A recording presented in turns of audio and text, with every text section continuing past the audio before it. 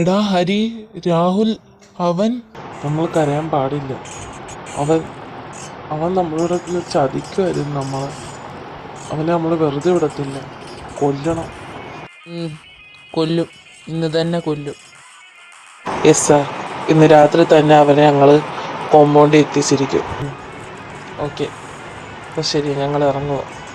എല്ലാം പറഞ്ഞതുപോലെ.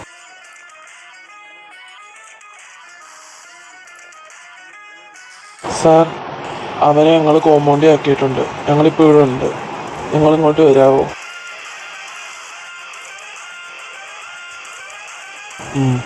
ഞാൻ എന്താ വരുമോ? ഹരി, സോറിയടാ, നിന്നെയും കൂടി ഇതിനകത്തോട്ട് വലിച്ചഴയ്ക്കാൻ എനിക്ക് താല്പര്യമില്ല.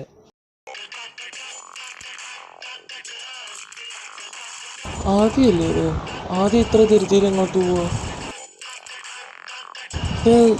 ആ ഫിസിക്സ് പറഞ്ഞ കോമ്പൗണ്ട് അല്ലേ?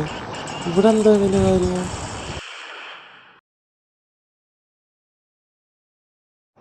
ആരാണ് എന്നെ കെട്ടിയിട്ടേക്കുന്നത്? മര്യാദയ്ക്ക് എന്നെ അരിച്ചു വിട്ടോ. നീമാരൊക്കെ ഏതാ? അതൊക്കെ മോനും വഴിയേ മനസ്സിലാവും. ആദി സാറും ഹരി സാറും വന്നല്ലോ. ഹരി, നീ എങ്ങനെ എവിടെ എത്തിയേ? ആദി, അത് നിന്റെ അച്ഛനും അമ്മയും മാത്രമല്ല, എൻ്റെയും കൂടെ അച്ഛനും അമ്മയും. എൻ്റെയും.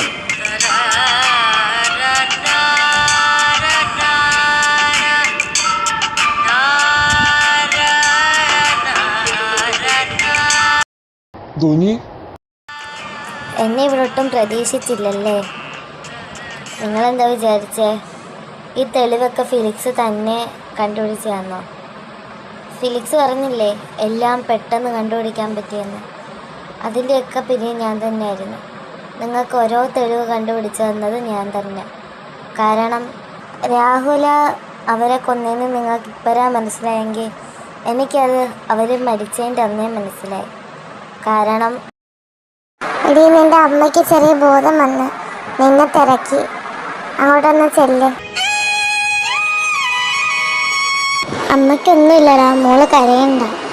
അവരോടൊക്കെ കരയണ്ടെന്ന് പറഞ്ഞേര്. പിന്നെ ഇച്ചായന് എങ്ങനെയുണ്ട് മോളെ? അച്ഛൻ പോയമ്മ. മോളെ, നീ എന്തൊക്കെയാ പറയുന്നേ? ഏട്ടൻ മോക്കറിയാലോ, മോളെ അച്ഛനില്ലാത്തൊരു ജീവിതം ഈ അമ്മയ്ക്ക് പറ്റത്തില്ലടി. അമ്മയെ അച്ഛൻ്റെ അടുത്തോട്ട് പോവാ. പിന്നെ നമ്മുടെ ദീപികമ്മ സിയോ, അത് രാഹുലാ മോളെ. അവൻ ആട്ടും തോറിട്ട് ചെന്നായ. നിങ്ങൾ അവനെ പിടിക്കണം, അവനെ കൊല്ലണം നിങ്ങൾ.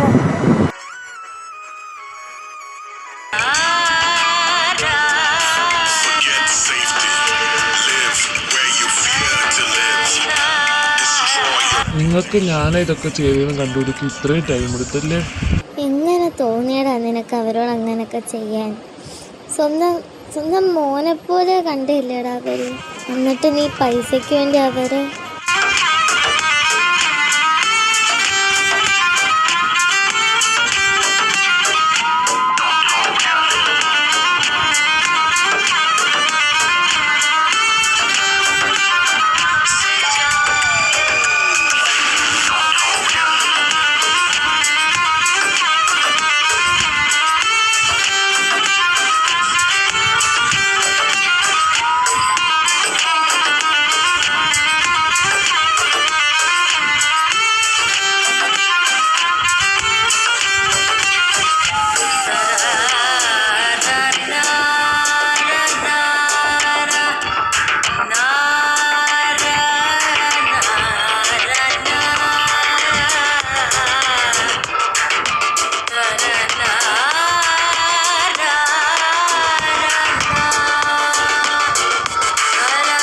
Hari,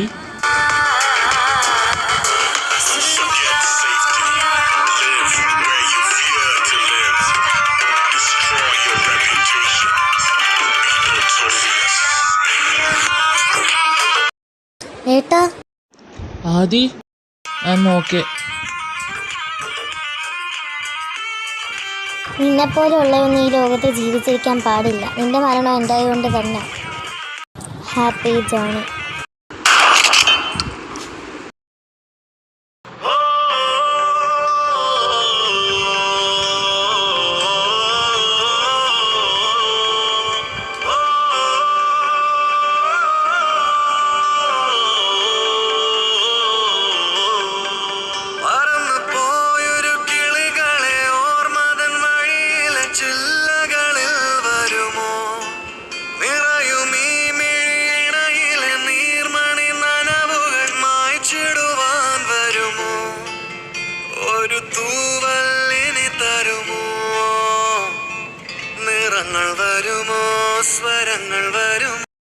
I'm sorry.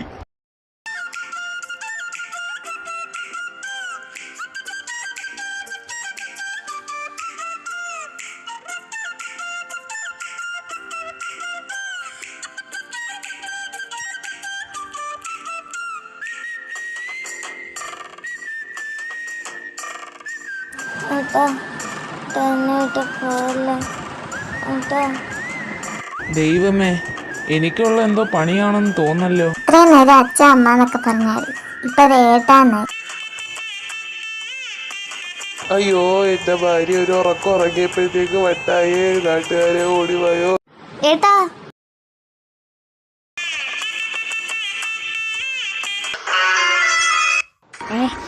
അടിക്കാതെ എന്റെ പുറം അച്ഛനെ അമ്മയെ കൊല്ലുവല്ലേടാ. ഇല്ലടാ വള നിന്നെ ഇന്ന് കൊല്ലുടാ പട്ടി. എന്നെ ഇട്ട് ഓടിപ്പിക്കാതെടി.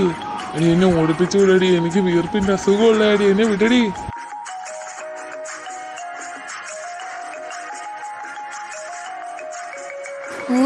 ഇവൻ ചത്ത.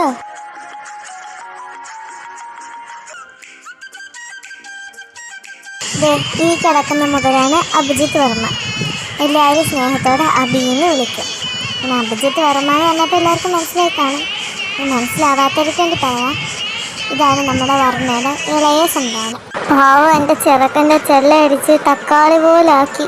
നിനക്ക് എന്തരീ ശരിക്കും നിനക്ക് എന്തോ പറ്റിയേ? കുറച്ച് മുമ്പ് നീ അഭിയുമായിട്ട് TV-യുടെ റിമോട്ട് തരാത്തിന് അടിയിട്ട് എന്നിട്ട് വന്ന് കിടന്നുറങ്ങി. ഇപ്പോൾ ഉറക്കത്തിൽ നിന്ന് എഴുന്നേറ്റ് വന്ന് അവനെ ഇട്ടടിച്ച്.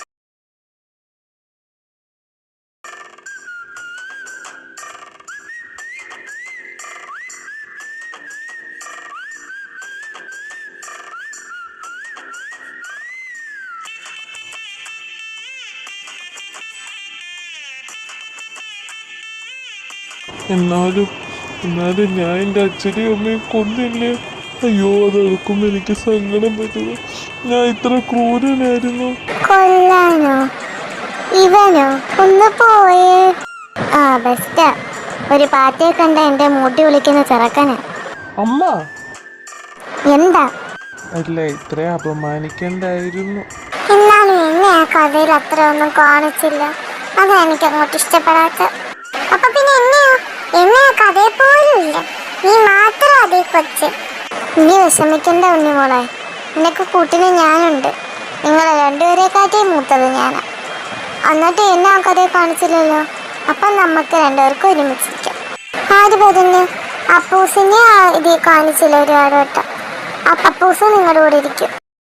എന്നാലും ചേച്ചി എന്നെ അടിച്ചൊരു പരുവമാക്കിയല്ലോ. സോറി മോനെ, ഈ ചേച്ചിക്കൊരു അബദ്ധം പറ്റിയതാ. ഓ, വല്ലാത്തൊരു അബദ്ധമായിപ്പോയി. ചേച്ചിയുടെ പൊന്നാരാ? നാന. ചേച്ചിയുടെ ചക്കര ആരാ? നാന. ചേച്ചിയുടെ തക്കുടു ആരാ? നാന. ഇപ്പൊ പ്രശ്നം മാറിയില്ലേ? പിന്നെ എപ്പോഴേ മാറി.